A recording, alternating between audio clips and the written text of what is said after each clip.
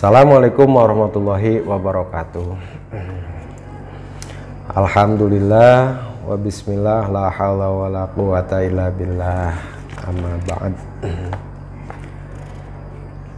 Semoga kita semua berada dalam lindungan Allah Subhanahu wa taala dan berada di dalam taufik dan hidayah Allah Subhanahu wa taala agar kita bisa memahami, mempelajari, mengerti semua pelajaran-pelajaran yang disampaikan oleh para guru-guru supaya kita kelak di kemudian hari menjadi orang-orang yang berilmu, beriman, dan bertakwa. Dan untuk kelas 8, silakan kamu buka halaman 15 sampai 16.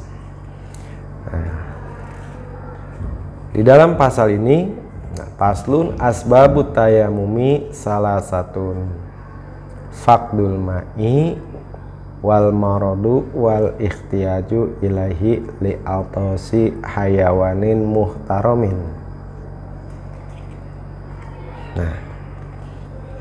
Pasal ini menjelaskan tentang sebab-sebab tayamum. Sebab segala sesuatu itu terkadang mempunyai sebab. Tidak mungkin kita minum obat kalau tidak ada sebab kita sakit. Gitu. Sebabnya kita pakai betadin karena penyebabnya kita luka, itu sebabnya. Sebab kita pakai betadin karena kita luka, contohnya. Ataupun sekarang tayamum. Tayamum itu apa? Tayamum itu ialah cara bersuci pengganti daripada air. Gitu. Cara bersuci pengganti daripada air. Baik itu tayamum itu bisa digunakan untuk menghilangkan hadas besar ataupun hadas kecil. Kalau memang betul-betul sudah tidak ada air. Dan di sini yang menyebabkan bolehnya kita tayamum, bolehnya kita bertayamum pengganti daripada wudhu, gitu, pengganti daripada kita mandi, gitu. Satu syaratnya, sebabnya faqdul ma'i wal maradi. Faqdul ma'i pertama tidak ada air, itu tidak ada air. Tidak ada air ini setelah kita berusaha semaksimal mungkin di musim kemarau. Kita sudah cari ke sana, ke barat, ke timur, ke utara, ke selatan, kita cari sampai sejauh beberapa kilo. Sedangkan sudah masuk waktu sholat. Gitu. Bagaimana cara kita melaksanakan sholat? Maka sholatlah dengan bertayamum. Gitu. Tidak ada air di sini bukan berarti di tempat rumah kita, umpamanya kita mau berwudu tidak ada air dengan sebab mati lampu, gitu. Tapi umpamanya di sumur mah ada, cuma mati lampu, di toren habis, gitu, kagak bisa mengalir, kagak bisa turun ini air. Bukannya seperti kayak gitu, tapi betul-betul sudah memang tidak ada air di sumur, di sumber-sumber mata air itu sudah tidak ada. Jadi kalau hanya sekedar tidak ada di rumah dengan sebab mati lampu lalu toren habis, di warung-warung masih banyak istilahnya air-air mineral, air-air yang masih bisa dipakai untuk berwudu, maka itu belum sah bertayamum sebab masih ada air. Ataupun umpamanya kita ke kali, umpamanya masih, ataupun di sungai masih ada aliran-aliran air, itu belum bisa bertayamum terlebih dahulu. Kalau tayamum dengan sebab tidak ada air. gitu. Wah, air itu umpamanya air sumur tidak ada, tapi musim hujan banyak, ya boleh pakai air hujan, sebab air hujan itu suci dan mensucikan, bisa dipakai untuk berwudu ataupun mandi untuk menghilangkan hadas besar kalau air hujannya bersih gitu, tidak bercampur dengan kotoran ataupun najis. Penyebab yang kedua bolehnya kita bertayamum ialah marod. Artinya marod itu sakit gitu, sakit yang menjadi penyebab kita tidak boleh terkena air. Apabila terkena air takutnya membahayakan, maka sedangkan kita melaksanakan sholat itu tetap wajib, maka sholat tersebut boleh diganti dengan tayamum. Yang ketiga, ihtiyaj li'atisin, itu membutuhkan, sangat butuh kepada air, hewan-hewan yang dimuliakan untuk menghilangkan haus. Ateis itu dahaga, hewan-hewan yang dimuliakan. Hewan yang dimuliakan ya seperti ternak-ternak, sapi, kambing, ayam misalnya, ataupun burung. Nah, kalau binatang ataupun hewan-hewan yang tidak dimuliakan, ntar dibahas di depan gitu, mana kategori hewan yang dimuliakan dan tidak dimuliakan gitu. Nah, daripada ini hewan pada mati dengan sebab dahaga, dengan sebab haus tidak minum gitu, sedangkan kita mau sholat, sedangkan kita mau mandi untuk menghilangkan hadas besar umpamanya, maka air tersebut lebih baik digunakan untuk hewan-hewan yang dimuliakan, dan kita melaksanakan kewajiban untuk sholat ataupun menghilangkan hadas besar itu boleh dengan bertayamum. Itu bertayamum itu ya nanti dijelaskan di depan, ada syarat-syaratnya supaya sah dalam melaksanakan sholat, dalam melaksanakan bertayamumnya. Nah, wa ghairu muhtaramin sitatun, adapun hewan ataupun yang termasuk yang tidak dimuliakan, tidak dihormati, sitatun yaitu 6. 1. Tarikus sholah, orang yang meninggalkan sholat. Nah, ini tuh, kalau dilihat di sini tuh, hewan itu kambing, kerbau, sapi ketika dia dahaga, ketika haus gitu, sedangkan ini musim kemarau. Nah, orang yang mau berwudu ataupun mandi menghilangkan hadas besar lebih diutamakan kepada hewan yang dahaga, dibutuhkan, lebih baik didahulukan terlebih dahulu, dikasih hewan.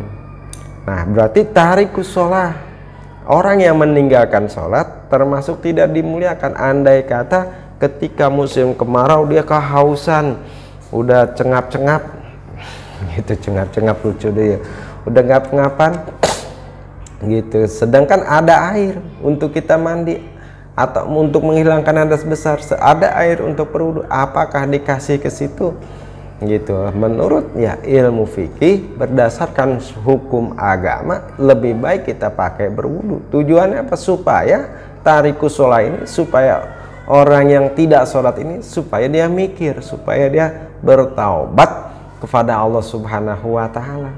Bukan berarti kita itu kejam gitu, sedangkan dia juga melalaikan kepada perintah Allah Subhanahu wa Ta'ala.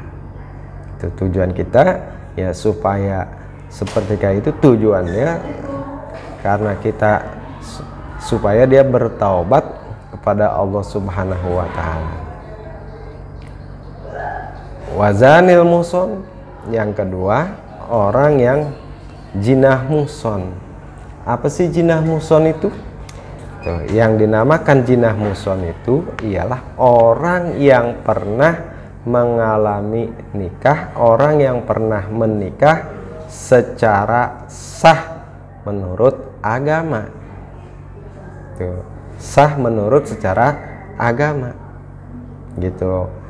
Sebab memenuhi persyaratan-persyaratannya.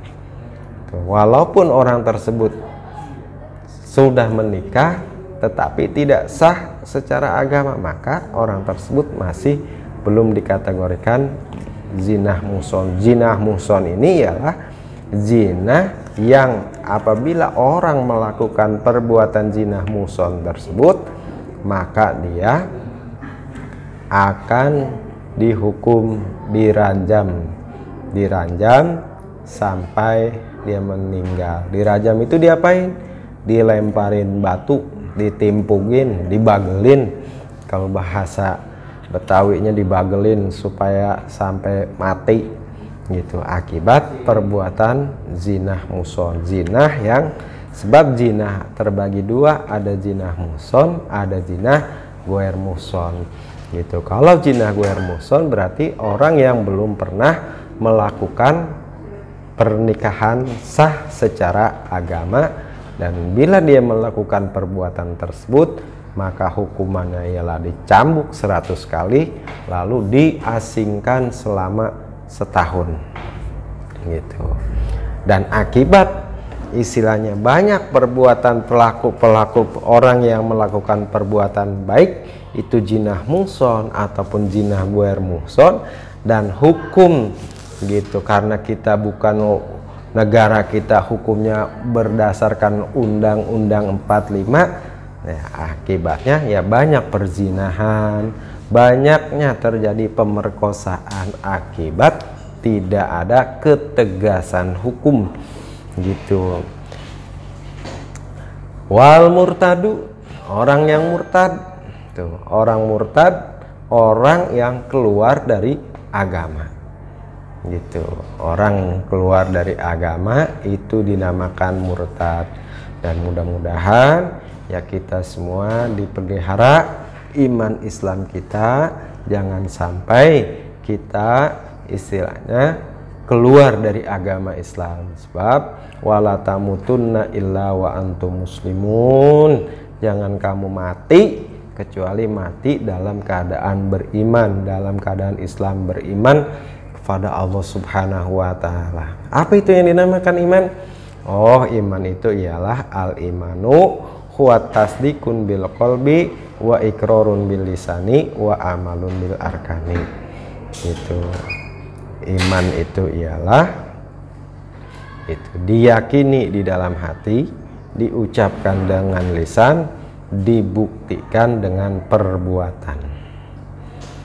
Yang keempat ialah orang kafir, gitu. Orang kafir harobi, orang yang memerangi kepada orang Islam, itu namanya kafir harobi. Ya contohnya kayak Israel gitu, memerangi terus kepada Palestina gitu. Ataupun di daerah kita, di wilayah kita, andai kata ada orang kafir yang memerangi kepada orang Islam, maka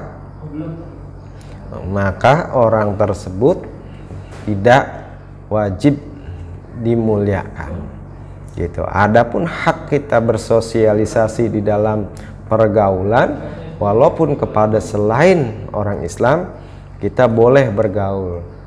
Adapun ada hak-hak bertetangga sesama manusia, sesama dalam pergaulan, kita mau bergaul kepada siapa aja, kepada orang kafir sekalipun silahkan, asalkan jangan orang kafir tersebut memusuhi kepada agama Islam. Dan kalau orang kafir tersebut memusuhi kepada agama Islam, ya kita wajib bela diri dan wajib memeranginya. Yang kelima, anjing galak. Gitu. Anjing galak ini termasuk hewan yang tidak dimuliakan. Gitu. Wal hinjir, dan babi. Gitu istilahnya babi. termasuk ya hewan yang diharamkan oleh Allah Subhanahu wa taala. Anjing dan babi itu hewan yang diharamkan oleh Allah Subhanahu wa taala. Tujuannya diciptakan supaya kita kenal, oh ini yang dinamakan anjing, oh ini yang dinamakan babi, supaya menambah pengetahuan kita. Itu saya kira itu istilahnya tuh sebab-sebab, jadi sebab tayamum supaya kita bisa melaksanakan sholat, tetap kita sholat walaupun dalam keadaan darurat tidak ada air. Dan boleh kita bertayamum itu dengan beberapa sebab. Nah, terlebih dahulu, nah nanti ada syarat-syarat tayamum. Tuh, syarat-syarat tayamum itu ialah ada 10. Ada 10 syarat tayamum itu. Ayakuna biturobin, pertama dengan debu, lagi dengan tanah. Temu ayakuna turobu tohiron, debunya itu debu yang suci gitu, bukan mustakmal gitu. Debu yang suci itu ya debunya bukan debu boleh mencuri, bukan debu boleh menggasap, bukan debu punya orang gitu istilahnya. Berarti kalau debunya suci tapi boleh ngambil punya orang, secara itu tidak suci. Sebab apa? Boleh mencuri, jadinya haram. Sedangkan ya kalau kita mau sholat dengan apa yang ada di badan kita itu menempel gitu dari hal-hal yang haram, maka sholat kita tidak diterima oleh Allah Subhanahu wa taala. Sebab ada makanan, minuman, pakaian, tempat dan lain sebagainya dari perbuatan ataupun dari yang tidak halal ataupun yang tidak suci gitu. Dan jangan mustamal, bekas pakai. Arti mustamal itu bekas pakai. Dan juga tidak boleh bercampur dengan tepung.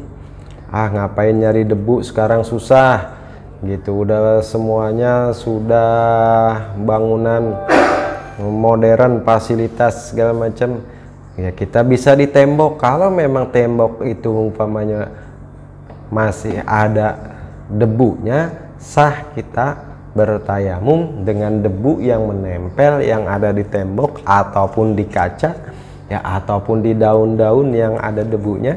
Sah debu tersebut dipakai untuk bertayamum gitu. Ribet nyari itu mah debu, mending beli terigu aja ataupun beli sagu aja. Apakah boleh? Oh, tidak boleh.